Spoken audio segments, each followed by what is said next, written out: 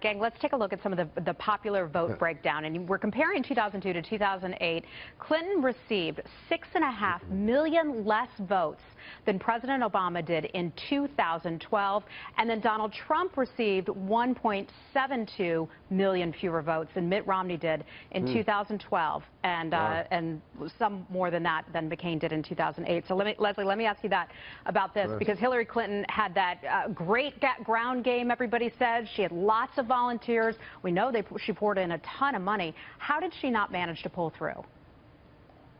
Well, I think there are a few things. One was the division in the Democratic Party, and certainly among those Bernie diehard supporters who are either going to stay home or vote for Stein or Johnson. Now, some people would say that didn't matter, but if you look at the perfect storm, in a sense, and you have people who stayed home, the millennials especially, the African Americans, and then some women and others that were not being polled or were not being honest when they were polled, then you look at this perfect storm, if you will, and she just, with the combination of the votes for Stein and for Johnson, and with those that decided to stay home or vote for Trump, that protest vote, if you will, I think that's what they were doing, and that's how come she didn't get some of those numbers of people coming out, and especially in the African-American community. I wasn't surprised about that, I must say, but I thought she would have made up for it with Hispanics, because I thought more African-Americans were going to come out for an African-American nominee than for a Caucasian nominee. Let me ask you then about that, Chris.